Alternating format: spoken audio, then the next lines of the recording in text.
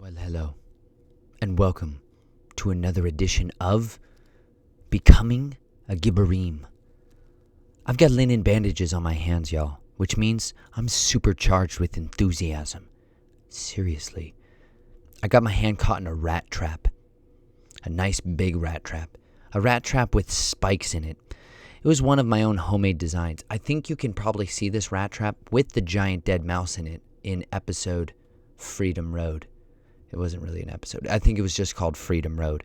It was a bad time. We had a giant super rat. And it wasn't even a rat. It was a mouse that had just grown so big on the wonderfully delicious produce it was eating on the farm we were staying on that it had become like a giant. It had become a Gibborim mouse. And it was biting its way through every critical wire I had that was connected to my furnace. And more importantly for me at the time, because it was the summer, I didn't really care. I was like, whatever. But my water heater, that bothered me mucho.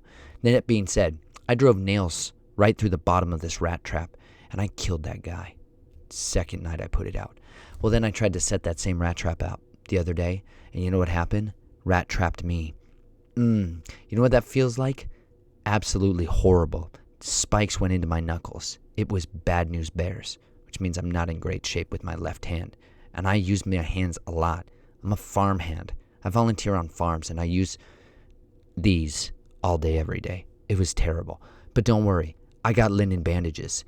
If you didn't know it, linen is what should be on your body all the time. I'm going to be starting a new series here because we're at about episode 20, which means we're about to graduate out of the wilderness. Seriously. If you didn't follow along with our story earlier, we've been studying mighty humans that got transformed from what they were into who Yahweh wanted them to be in a moment of testing, sometimes a testing that lasted the entire lifetime. Like, reference Joseph. How about Daniel? How about Daniel's younger years in life when he was still living in the land? In the days of Jeremiah. What a crazy time to be alive, right? You got some serious simultaneous prophets. You got super Gibborims all contemporaneously living together and amongst each other. And you kind of got to wonder, like, Baruch, Jeremiah, there's some sweet, awesome, massively powerful Gibborim living together at the similar times in the scriptures that we don't really think about too much, but they had some amazing conversations. I'm certain of it because some of them are recorded. We're not going to get to a lot of that today. But David is at a pivotal juncture because we're going from 1 Samuel to 2 Samuel, which is just another kind of creation of man. There wasn't always 2 Samuels. You know what there was? 1 Samuel who wrote 1 scroll. I don't know for certain if Samuel wrote the scroll because he dies a good of the way into it. I'm not certain who wrote Samuel. I didn't look that up before I started this conversation. That being said, Samuel used to be 1 book, but people are generally lazy and they don't read things that are really long. Reference the whole Bible. Most people don't read the whole Bible. They like to cut it up into pieces and throw out the parts they don't like and just never read them. But you know, if you read a book from the beginning to the end, it's far more powerful. Try it out. I challenge you to a sword fight. Are you ready? Beginning to end. How many of you have read it? Actually read it. How many of you have put the sword of the covenant, all of it, every single word of it, into your mouth and tasted and seen that Yahweh was good? There's not a lot. And if that's you right now, you've got a challenge waiting for you. And it's not to read this thing all the way from beginning to end. That's not the hard part. It's you getting over the fact that you haven't done it before this moment. You need to do that. It'll radically transform your life. I've met a lot of really fantastic people, wonderful people who love Yahweh. They do. They sincerely do. But they genuinely don't know him. Most of the time because they haven't read it all the way. All of it. They even said they've cut it into pieces, like the scroll of Samuel. They cut it into 2 pieces. There was also a practical reason for that at their time, which was the books got so big physically. A scroll. Back then, not modern printing presses, right? They had some really amazing humans called scribes. They had people that dedicated their entire life to copying something perfectly. I don't have that same kind of attention to detail. I'm just not that guy. Don't ask me to copy it precisely. There's a whole type of personality out there of humans that are paying attention to every detail. They're the ones who notice typos when you show them something. And you're like, it was a picture. How did you see a typo? And they're like, well, you see the billboard in the background. There's a typo in that. They just see the world completely differently. They're wonderful people. They're set apart for mighty things. But 2 Samuel and 1 Samuel, they cut that thing in half because that scroll was big. And maybe there was one copy of it to go around. So they said, let's split this thing in half. And then we could lend one to yea and two to nay. Share it. My best friend's yea. My daughter's name is Nay. We call her that. We're going to have a series sometime called Nature Nay because she's a champion of the wilderness. Seriously. That being said, we're going to start another series here as we graduate our way from becoming a Gibborim to, becoming a Linenite. Yes, prepare yourself. Seriously, you're going to have to prepare yourself because it's going to get rowdy, and you're going to have to gird your loins with something other than saggy polyester. You're going to need linen underwear, folks. Outer garments too, but linen underwear, because when it's hot, and most of you it's hot right now, you need to put linen on your loins. It'll change your life. But I digress. David's about to get out of the wilderness, which means everything's going to change. Everything, literally, simultaneously, in a single chapter. David goes from being the most hunted man, like the wanted ad, right? You ever think what that's like? To be the most wanted man in the kingdom, just in all of the kingdom. The truth is, folks, there's a lot of most wanted ads out there where those are the good guys. I hate to burst your bubble, but the world's ruled by a bunch of liars, thieves, scoundrels, black magicians, sorcerers, and divinators who definitely tell you lies. That's it. Full-time job. Lie. That's it. Really. I grew up in a household full of them. That being said, my family's namesake still bears it. The Reynolds family, they chose poorly. A lot of times. They used divination and witchcraft and sorcery in order to advance a lot of stuff through this thing called the Joshua coin. They touched it to their gold and their treasure. They thought it was one of the coins that betrayed Judas. Not that Judas, like the Judas, right? The betrayer. They thought it was one of those coins who was paid in ransom blood money. So, that being said, they chose to do a lot of naughty things because of it, because they were influenced by a dragon that created a system of some of the worst catastrophic evil in the history of mankind. Anyways, I get distracted. That being said, today we're going to study some people that chose righteously and how we ourselves can shine in a different, totally set apart, completely different way. David is on his way out of being the most hunted man in the land. He really is. Because the guy who spent his whole life plotting ways to murder him is himself going to get murdered. Like my hand. Because you know what happened? I've been plotting ways to kill, I'll say it, murder a rat. I got to say it, with prejudice. I was conspiring ways to put this rat to death. Because you know what? I can't stand them. They're horrible, horrible pests. If you go on farms, folks, you want to talk about the most dreaded pest that you have to deal with a lot of time? Rats. They're unbelievable. They'll eat chickens. Did you know that? Because I didn't know that till recently. They'll eat a chicken. They'll eat a chicken, like a chicken. They'll kill it. They'll kill it because they're vicious. Snakes will kill chickens too, which you kind of expect, but I didn't expect rats to kill chickens, to eat their eggs, to eat babies. They're horrible. They'll eat all your feed. They'll eat everything. So I plotted and planned ways to destroy rats. That's cool. Sometimes you can get cats, but none of the cats are big enough to take on the rats out here. The rats are gigantic. They're well fed, clearly, on chickens. So what are you going to do? How about I use the rat killer that I'd used previously? I set that rat killer up, ready to go, and just before I set it and locked it, I had a thought, wow, what if this thing swings back and crushes my hand? I haven't even washed it since the last time I used it. Oh yeah, the last time I'd used it, it was inside a body of a dead animal. I hadn't cleaned it, I just put it in a Ziploc bag and tucked it under my RV. I pulled that thing out and all the nails were corroded from where the blood and the hair was. I had that thought, and about 5 seconds later, it happened, folks. It crushed my hand. And you know what I realized? This is like Daniel. This is like Joseph. This is like Abram. You know how the conspirators during Daniel's days, if you haven't read an interesting book, I can't necessarily say it's specifically part of Scripture because it's not in the 66 books we're given as canon, but it's a fascinating read. It's called Baal and the Dragon.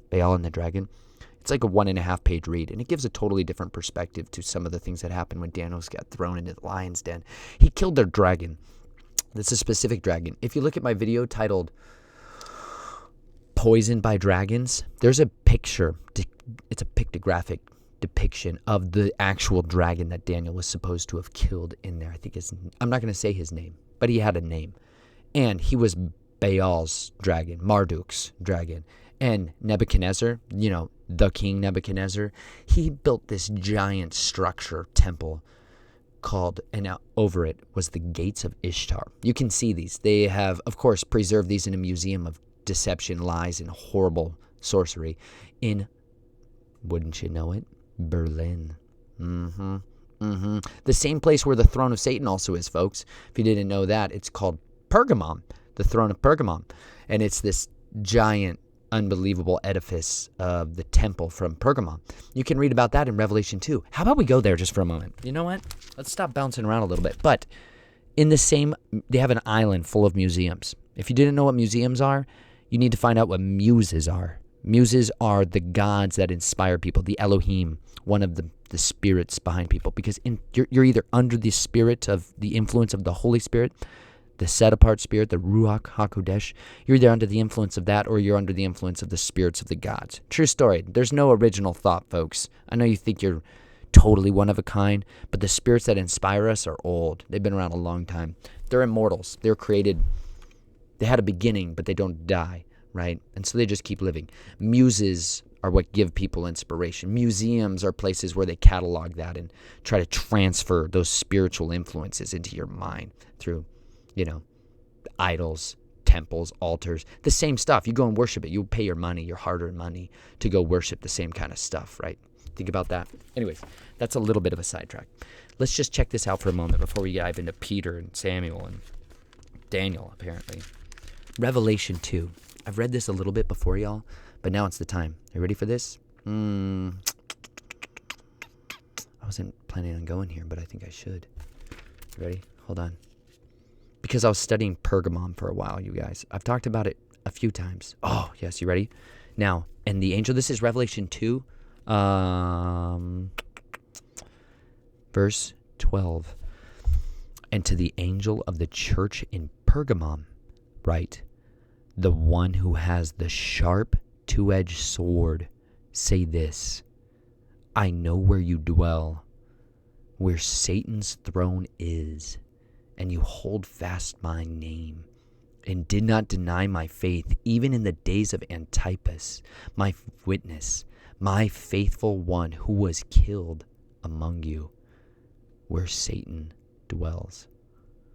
But I have a few things against you, because you have there some who hold the teaching of Balaam, who kept teaching Balak to put a stumbling block before the sons of Israel, to eat things sacrificed to idols, and to commit acts of immorality.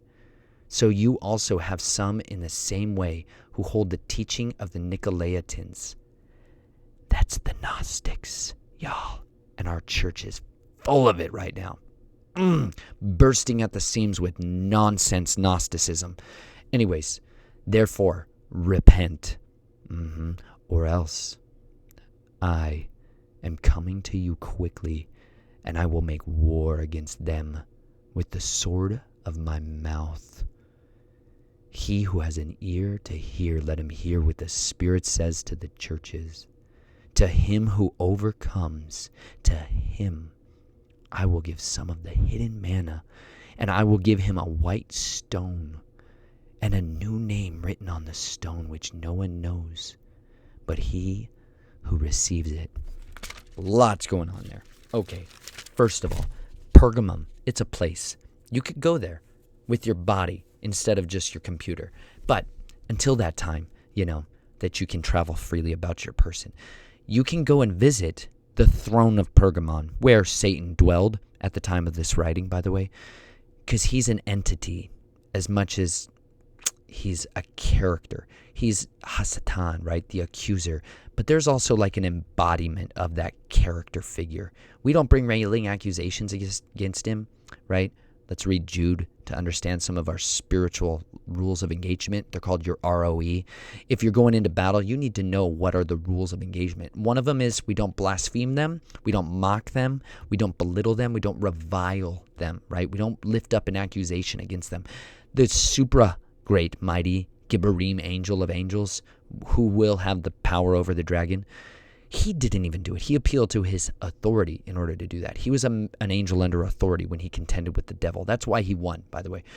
He didn't contend with the devil when he did that. But the devil was sitting on a throne at the time, and it's called Pergamon. And guess what? Shocker. Archaeologists went out there, found that throne, and guess what? There's some people that are like, I'd like to create and reestablish and rebuild that throne of Satan right in Berlin. Don't worry. No one surely will ever use that spiritual power to ascend and build themselves a giant titanic empire, would they? Reference Adolf Hitler, y'all. Where do you think Adolf Hitler spent some serious time in his life? Pergamum, where Satan dwells. Because if you really want to get into the deep dirty and darkness of occultism, you want to go to where there's supernatural darkness waiting and resting and abiding like a coiled serpent to swallow it up and then consume that and try to take over the entire world and establish a 1,000-year reign. Really, this is the real history, you guys. So Adolf Hitler launches a campaign from the throne of Satan in order to try to take over the world. True story. Don't worry. We had a president who recently did something similar. Not recently, as in your last few years. Barack Hussein Obama had a Throne of Pergamon reestablished and built in Invesco Stadium, which is Denver. It's probably named after some other corporate dragon nowadays. Who knows? That being said, he had a throne of Satan established for him that he got enthroned in. Under a white horse, by the way. Under a great white horse. And don't worry, that's may be where Satan actually dwells temporarily or for certain times. But this is the place, y'all, the Throne of Pergamum. You can see this and look it up for yourself. And that's where basically people used to go and do some serious worship to other elohim. Not a good idea. But if you notice something in there that he warned them against, it's called the Doctrines of Balaam. The Doctrines of Balaam. I've been talking to you guys a little bit about this in my last episode, and I can't tell you enough. Go read Numbers 22 through 25 for yourself. If I did that right now, I'd lose 85% of you because your attention span is terrible. Fast digital content for 4 months, 3 months. Give yourself a 90-day fast from digital screen time and just read books. It's transformative. I had a serious weakness in my body where I would try to read books. Well, I used to read books prodigiously. When I was about 12 years old, 13 years old, 14 years old, I used to read hundreds of books a year. I loved it. I have a voracious appetite for reading and for learning and for knowledge and for understanding, for wisdom. I'm just innately curious, and I simply must know why things are the way they are. And that's been in me my whole life. And I discovered fiction. And one of those fiction series that just transformed my life a little bit at that time was from a grand magician named Tim LaHaye and Jerry B. Jenkins. They're not the kind of magicians you think of, but they are because they transformed the way the world thinks about eschatological arguments. They put into people's minds thought forms about the way the world would be in the end days that are so hard to shake people from, they became idols unto themselves. But they had a series in there that I read through immediately in like a week and a half, all of it. I used to read hundreds of pages every single day. And then during the course of that, someone challenged me. I had a teacher, actually, Bible teacher, who challenged me to read the whole Bible. Go figure. I was at a Christian school at that time before I bounced around to like 2 or 3 other different schools, who challenged me to read the Bible, the whole thing. And I did. And you know how many people in that entire school did the same thing? Very few. Almost none.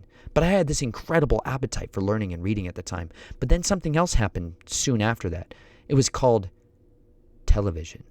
It was around then. But my family used to not really allow it. We were mitigated to 30 minutes a day. And that was sometimes collectively. Sometimes we could try to pool it together, like between me and my family members, to watch like maybe an hour or an hour and a half. But really, it was oftentimes 30 minutes a day. It was very strict and regulated. And that was a good thing. But then I also got an iPod version of an iPod. It was some kind of Sanjo or one of the off-brands that's definitely got swallowed by the bitten apple serpent that's out there these days. That being said, I started listening to music all the time. And then I suddenly had this escape and this out that I didn't want to read the Bible or read all the time. I had all this other stuff to tickle my ears and to give my eyes, my scratchy, itchy eyes, what I needed all the time. So I stopped reading books in the same way. But then, over the last few months, the Father kicked me straight up swiftly in my girded up loins that I needed to fast that stuff and put it away from myself. And so I did that for months. And then when that wasn't enough, I had to keep going, because every time I started reading, like a lot of reading, I would fall asleep.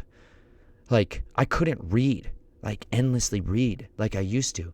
And school definitely ruined that for me, because the dragons in the scholastic system just poisoned me with nonsense and lies and total hypocrisy on a regular basis. And for some reason that diminished my desire to learn from them anything or respect anything they do, because I had to sit there and regurgitate bile on their faces in an accurate and precise way. That being said, I developed, by abstaining from a lot of screen time and a lot of audio time, I developed discipline to stay present. It's really hard to do when there's a lot of things you would rather do than just sit there in a greenhouse and be sweaty and miserable and pruning tomatoes for hours on end. It's a lot easier to escape into a sweet podcast that's talking about some gnarly conspiracies out there, right? I loved it. I was a conspiracy junkie for years. But you know what? I just started only listening to the word for months and then reading only the word. And it was so hard, and I was still struggling to maintain focus and discipline in reading. But then something happened. I was transformed from who I was into something more like he was, who he is. And I began to have ability to read for sustained periods of time again. And it cultivated a hunger for the word, that I might know him more. And I pray that every day. I pray that for you, that you would cultivate the word, because this is our sword, y'all. And do you know this? If I read 3 chapters of Numbers 22 through 25 to you guys, it would transform you from understanding what this little reference in Revelation 2 was just talking about. Because John, the apostle, just threw out one of the most important little phrases in the entire Bible that most of us are spiritually and scripturally illiterate to. We don't understand what the doctrines of Balaam are. But if you don't know it, let me tell you, this is how Satan overcomes the body of the Messiah every single day. You ready? I met a gentleman recently who I got an opportunity to minister to over a long period of time. By that, I'm going to skip some parts of this story just for someone's anonymity, to protect their anonymity. But basically, just let me tell you how the doctrines of Balaam work in your church. Okay? Now, Balaam, if you remember, homie out in the plains, he's living his life, doing his thing. Master divinator. That's a guy who does all kinds of witchcraft, sorcery, super adept. Okay? He would be a major bad guy, generally, in the story. But what happens is something totally unexpected. Balaam can't speak a curse over Israel when he's hired by a king to speak a massive curse over Israel. It says he literally can't, because Yahweh's blessed them. And he says, I cannot curse those whom Yahweh has blessed. Rule number 1, the witches and the warlocks and the kings of deception understand, if Yahweh actually blesses you, they can't supersede that. Reference Job 1. Satan himself goes and talks to the Father and says, I can't touch Job because you've built a hedge around him that I cannot touch in any area of his life. Yahweh himself had to remove that hedge in order for Satan to have the ability to destroy him and come against him, right? Same principle operates for every single person who's watching this today.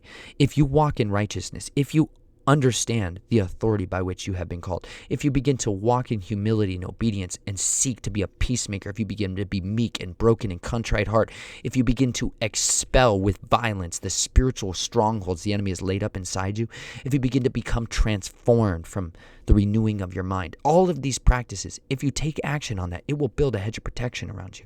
He will build a hedge of protection around you. He absolutely will.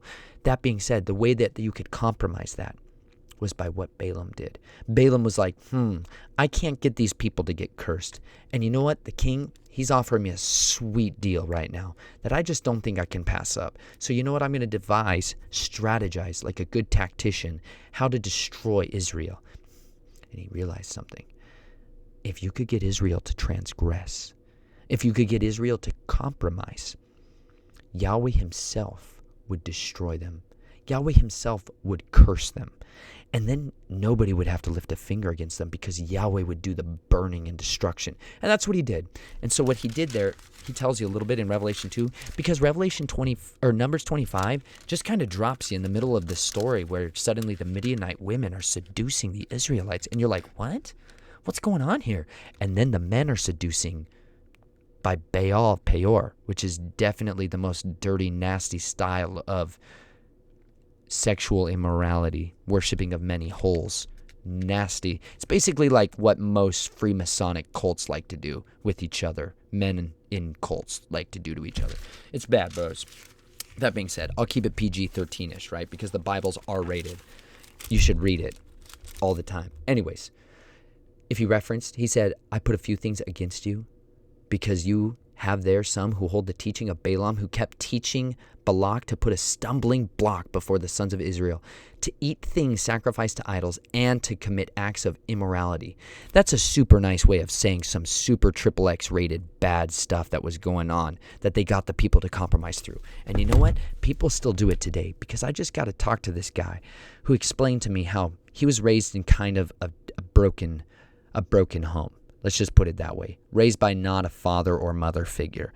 And he didn't have a super strong relationship with God, right? But he grew up in an area where there was lots of that prevalent everywhere. So he went to a non-denominational church when he was in his teenage years, formative years, highly influenceable, right? And during his time there, you know what happened? The people in that church missed it. They screwed up pretty badly, and they wounded him deeply. And because of that, he was vulnerable and he was hurt, and he didn't have family in his life that could have edified him. And the body that was there in that church didn't do a good job at it. But one person there did a great job at it. And they saw something that was going on in him, and they identified him. And you know what happened? That person was a woman who took him under her arm and loved him and cared for him and nurtured him and provided needs to him that no one else was doing. And they loved him in such a way that it changed him. And you know what she showed him, though? She showed him how to be powerful. She showed him a different kind of power. She initiated him into the occult, because you see, the woman was a very serious woman with a familiar spirit, a witch, yes, in the church, active member, dedicated member in the church. And guess what? That woman was part of a body of a congregation, if you will. Some people would call it a coven. This would be a united body of people who strategize together, who make tactics and plans and draw battle plans, destroy the body of Messiah. They're out there, folks. And you know what happens? They tend to find really good soil to work in the churches, among the congregation, because there's a broken down hedge there, and you're going to learn why. Now, she initiated him. She showed him real power. I'm going to show you real power. And so she began to get him involved in a lot of stuff that demonology, divination, voodoo, Haitian, bad magic, right? It's all bad, but a deeper kind of bad, you guys. This is going from the PG-13 all the way down into necromancy bad and digging up bones in graveyards bad. And what happened, though, is they began to try to do curses against different specific targeted individuals from in the church.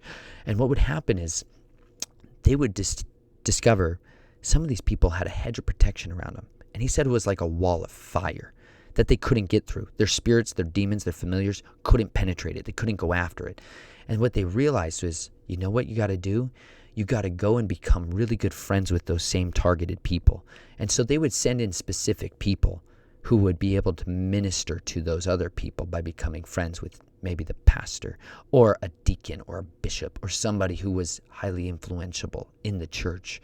And they would get that person to eventually compromise. They would compromise that person through sin. They would get them and incrementally work them into different types of sin, and ideally to get them to major eating meat that was sacrificed to idols and or major immorality, right? Because what would happen is that hedge of protection would break down. They would destroy it very carefully, cunningly. He said the thing that was most hallmark and contrasting to them in the church was that they were so organized. They had such a strategy. They had such decisive action going all the time. They were training people full time how to go and infiltrate churches to do this. And this isn't like one of those complex SRA, DID, mind control kind of cases. This is just like, country boy churches and people that get involved in the occult and get seduced by it, but they become under the influence of an immortal spirit, a spirit that's been doing the same thing since the days of Balaam.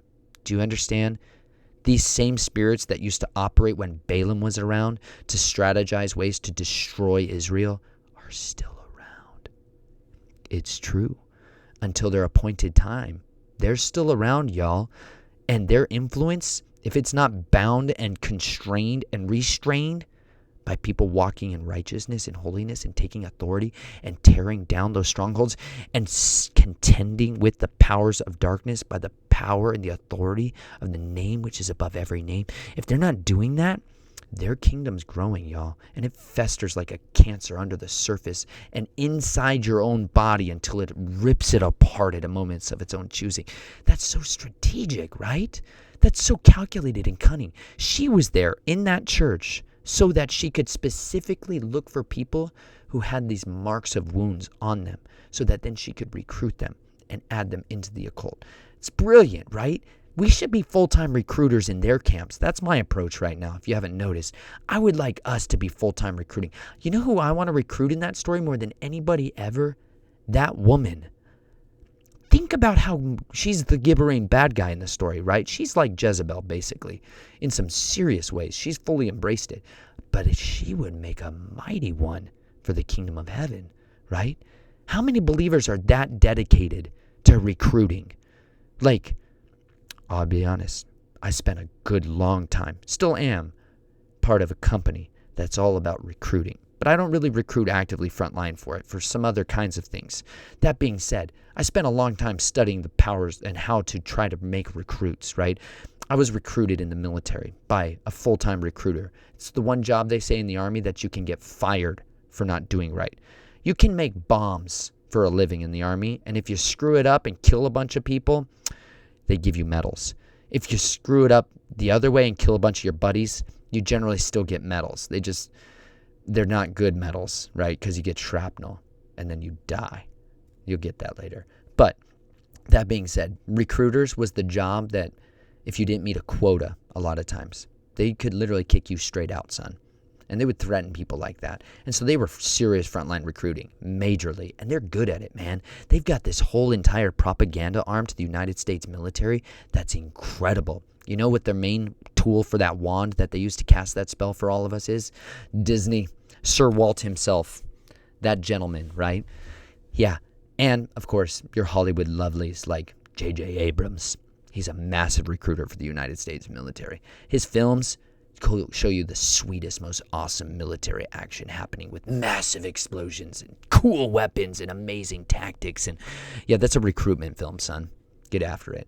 They're trying to turn all the sons into good soldiers. Now daughters, too, apparently, because that's, going to be a thing. They're going to try to just shed the blood of all our daughters soon, too. True story. Anyways, that being said, they're really good at recruiting. For the occult, they're way better. They out-recruit us constantly, generally like a 10-to-1 ratio, sometimes a 300-to-1 ratio. But it's okay, because I've seen one angel of Yahweh slay 185,000 bad guys in a single night. If you haven't read your Sword of the Covenant recently, go check up on the Assyrians. See how bad that turned out. So don't worry about odds. Never count your army. Don't number your troops. David's going to fall into that snare later in his life. We're going to get there. But don't count your views. If you're on YouTube, don't count your views either, because you're just as guilty of counting your troops. Your views aren't your troops, but you get what I'm saying here, right? That being said, the doctrines of Balaam have infected the body of Messiah in the same way as they did then. Because you know what? The throne of Satan is just as erected now as it was then. All these people still go give it all the glory and the homage and everything else. But don't worry, the sword tells you how to deal with Balaam. Guess who cut that guy in pieces? One of the two righteous who entered the land. Only two of all the people who went into the wilderness. Everyone over at the age of 20, by the way. But Joshua and Caleb, yeah, they dealt with Balaam. Balaam always gets dealt with at the end of the day. Balaam can either repent or he gets cut into pieces. That's generally how it goes down. Balaam got what was coming to him at the end of the day because he found out a way to destroy God's people. And Yahweh was not happy with that. So he found a way to deal with him. But that being said, I'm super distracted now. It's some kind of total tangent when I didn't expect to go here. But I'm going to jump into 2 Peter before I dive anywhere else, okay? That being said, you ready for this? Stones. That's why. Because we're going to get into 1 Peter. 1 Peter. Have you guys read 1 Peter recently? Have you? Peter. Super Gibborim, right? He walked on water level Gibborim. I've been praying to walk on water. Actually, I haven't prayed too much to walk on water. I like to get in the water to find the stones and the treasures that are in there. But I want to get back in there. Wow, I'm all over the place here. I've been trying to break in this sword of mine, this Bible of mine. And because of that, I'm completely befuddled at it. That being said, I haven't done this in a while. Oh, yeah, Timothy. I'm close. I'm just going to keep flipping pages, y'all. You can hear that sound, hopefully, wonderfully in the background of my microphone. These pages are tiny. He said there in Revelation, I'm going to go back to Revelation too, because for some reason I cannot find 1st and 2nd Peter to save my tushkis. It's because I've been playing in the Sefer, y'all. The Sefer is not arranged even remotely, or the Scriptures translation. They're not arranged the same way our Bibles are. Did you know some Bibles, guys, are not arranged the same way yours was? Shocking, but it's true. Some people's swords are shaped differently because they cut differently. And it's true. If you read things in a chronological order, suddenly you see the world in a different way. Like if you organize the books before the first temple and then the books after the second temple, it changes the way you think of the story. Like it wasn't always 1st and 2nd Samuel, 1st and 2nd Kings, 1st and 2nd Chronicles. It wasn't always like that. And so because if you didn't read all of those together, it would make a lot more sense for some other obvious reasons we'll get to another time. But he said there, I'm just going to jump into 1 Peter before I get totally distracted. Okay, you guys ready? We're going to jump into 1 Peter here because he's super Gibborim and you should pay attention seriously to the words that he has to say here. That being said, he said unto this, are you ready? Now, therefore, putting aside all malice and all deceit and hypocrisy and envy and slander, like newborn babies long for the pure milk of the word, so that by it you may grow in respect to salvation, if you have tasted the kindness of Yahweh, and coming to him as to a living stone, which has been rejected by men, but is a choice and precious in the sight of Elohim. You also, as living stones, are being built up as a spiritual house for a holy priesthood, to offer up spiritual sacrifices acceptable to Yahweh through Jesus Christ, Yeshua the Messiah. And he said, for this is in the scripture, behold, I lay in Zion a choice stone, a precious cornerstone, and he who believes in him will not be disappointed. This precious value then is for you who believe. But for those who disbelieve, the stone which the builders rejected, this became the very cornerstone, and a stone of stumbling and a rock of offense. For they stumble because they are disobedient to the word, and to this doom they were appointed. But you are a chosen race, a royal priesthood, a holy nation, a people for Elohim's own possession, so that you may proclaim the excellencies of him who has called you out of darkness and into his marvelous light. For you once were not a people, but now you are the people of Elohim, and you had not received mercy, but now you have received mercy. Beloved, I urge you, as aliens and strangers, to abstain from fleshly lusts which wage war against the soul. Keep your behavior excellent among the Gentiles, so that in this thing in which they slander you as evildoers, they may, because of your good deeds, as they observe them, glorify Elohim in the day of visitation. For such is the will of Elohim, that by doing right you may silence the ignorance of foolish men. Act as free men, and do not use your freedom as a cloak for evil, but use it as bondservants of Elohim. For though you were continually straying like sheep, but now you have returned to the shepherd and guardian of your souls. Do you see this, folks? You could be a living stone. Have you thought about that? This is why I always contrast the bricks of Babylon. Because what's the difference between a brick? Hold on. I'm going to grab a stone.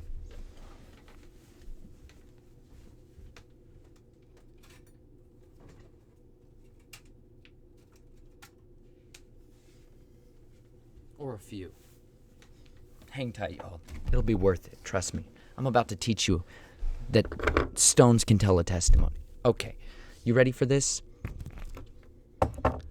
See this rock? Some of you will see this and understand it. Others of you are going to be like, it's a rock. Same guy who identifies things like typos tends to identify this as a rock. Those of you who are out there who are moved with powerful emotions because of certain things you see will also see this as something so much more. because when I hold this stone in my hand, do you know what I see in it? See all these little colors that are in there? There's a lot of purple. I don't know if it'll show up too well. Purples and pinks and greens, right? It's gnarly. It's a wild rock. What's going on with this thing? This thing, you can't smell that, but I sure as heck can. It smells like salt. It smells like I just dipped my face inside a tide pool, because that's where this came from. This came from Southern California. Basically, one of my favorite singular places in the entire world is a stretch of tide pools that starts in Southern California, somewhere yonder near San Diego, and up past into Orange County area. Some of my favorite places in the world. We did a series called Rolling with the Reynolds, and I don't know, I think it was called Tide Pools. Some witty title Chelsea had about tide pools and stuff like that. I don't remember now at this moment, but I talked a lot about it. I cried a lot in that video in our Rolling with the Reynolds one, because for me, these tide pools were something I'd been longing to get to since I was a wee lad. When I was around 8 or 9 years old, living through the worst kinds of nightmares most of you have never thought of as real, the tide pools were this singular place of escape for me that I could get to. It was like you could shove your hand inside the aquarium. You know where all those monsters at museums tell you, don't touch this, it's a special treasure. No, it's not. It's not special unless you let me put it in my hands or smell it or taste it. Then it's special. But most places at the aquariums, they really frown on you petting their fish. And that's so boring. I hate that. I hate when I go to dentist's office and they have these beautiful aquariums and they yell at you for putting your arm in the water.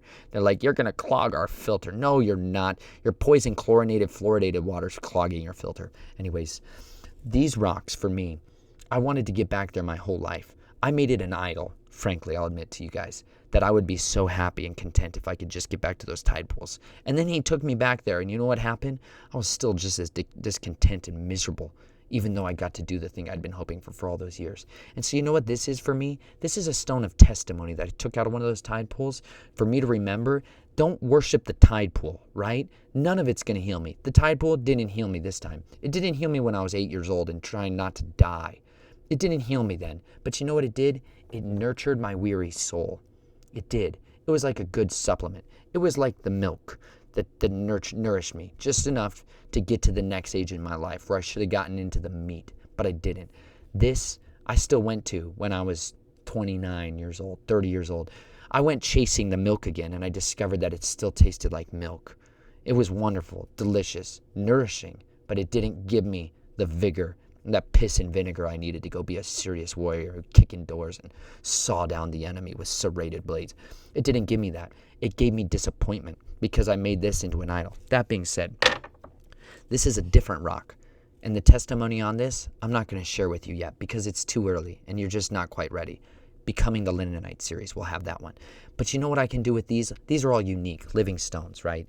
They're nothing like a brick, right?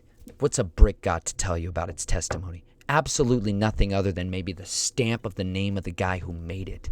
There's nothing else. I saw people in Afghanistan making bricks like they did in Babel, where they were burning them thoroughly through.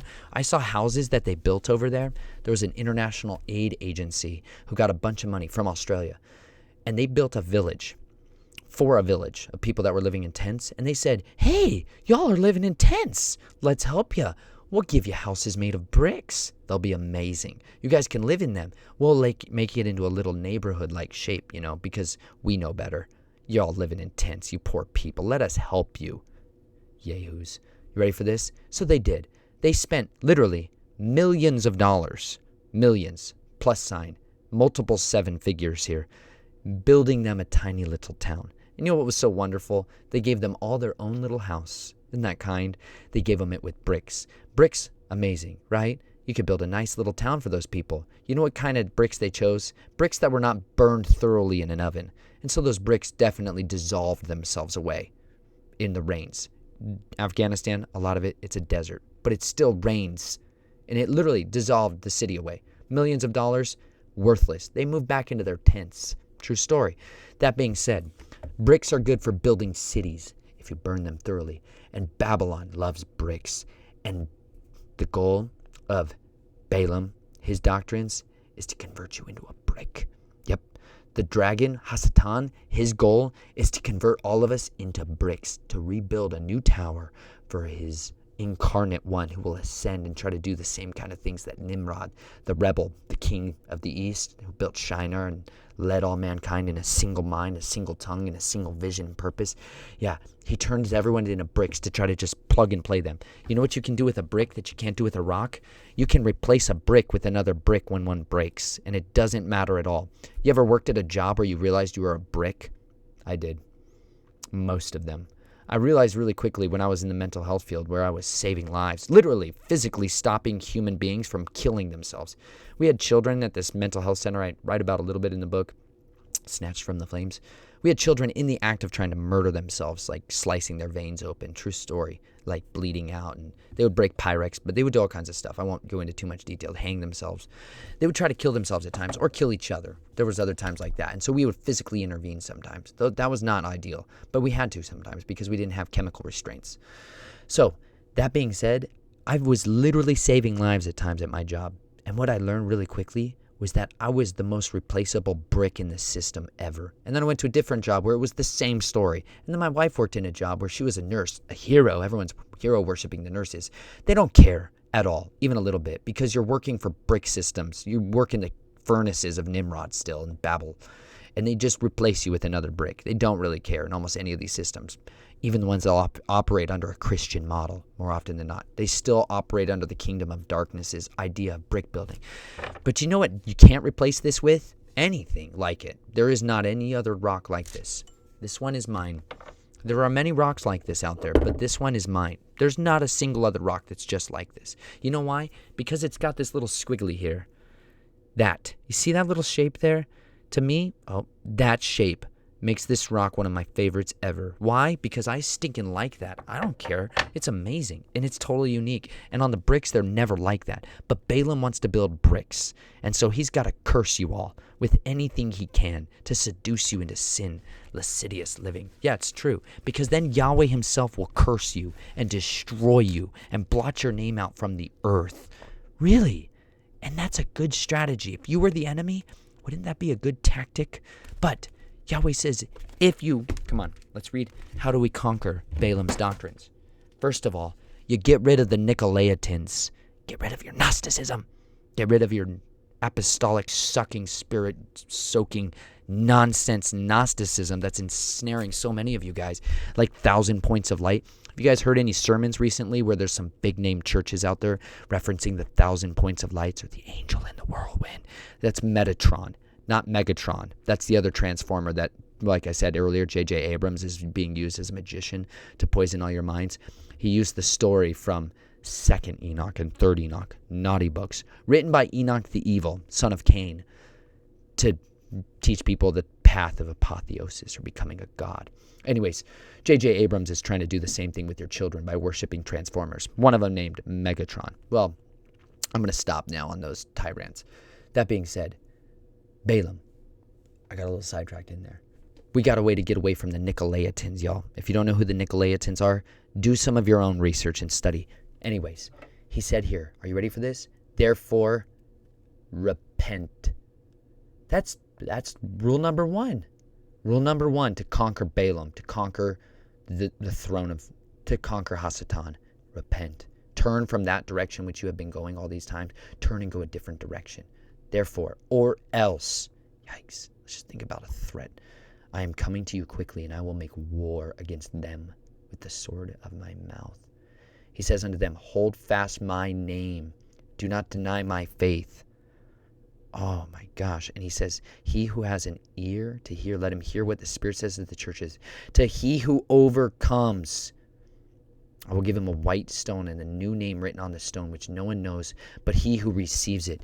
You are made to be a living stone. You are made to be a stone of testimony. Because if we keep silent, men, women, children, those of us who have a testimony of who our Redeemer is, if we keep silent, do you know what he is going to do? Raise up stones to testify to him. This rock, I can preach a whole lot more testimony out of this rock than almost any pastor or person that I ever heard in the pulpit for most of my entire entire life, because these stones are testimonies. But then I meet someone like that young man who shared with me his story and his testimony and his path of redemption and deliverance. And he was being witnessed to and mercifully loved by believers who were actively loving him the way that body should have, that congregation should have loved him. And we were pouring on ourselves, and we were showing him a different kind of power. We were showing him a different kind of authority. We were showing him what living stones look like in action. We're precise, we're special, task-oriented individuals who are ready to tear apart the kingdom of darkness when we realize it's trying to invade our camp.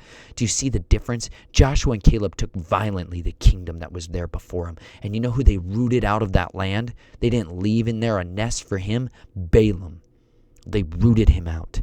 They found him and they destroyed him. And that is what we are called to do. We are called to seek those areas of our life, seek those strongholds where where the enemy has set snares for us, and to destroy them, to not allow those snares to be there, to take up that two-edged sword that comes out of our Messiah's mouth and cut asunder those snares, so that, you know what, at the end of the day, we can be raised up as living stones, that we can then be a part of his tabernacle, his living temple, that would be wholly full of unique testimonies. There will never be a brick in the kingdom of Yahweh. There will only ever be living stones. So I want you to go be vibrant. I want you to go be faithful to the calling he has put on your life. I want you to live dangerously. I want you to live a very dangerous and radically different life than the people around you. Be committed to the words of this testimony. Be bold and courageous and fearless in the face of even death. All right? I hope you be faithful out there, you guys. Be vigilant. Be on guard, because your enemy, the adversary, the dragon, he prowls around like a roaring lion, seeking those whom he may devour. I pray he would not be able to devour you, but that the Father's every word would be accomplished in your life and through your life. I love you guys. Be vigilant out there. I will see you soon.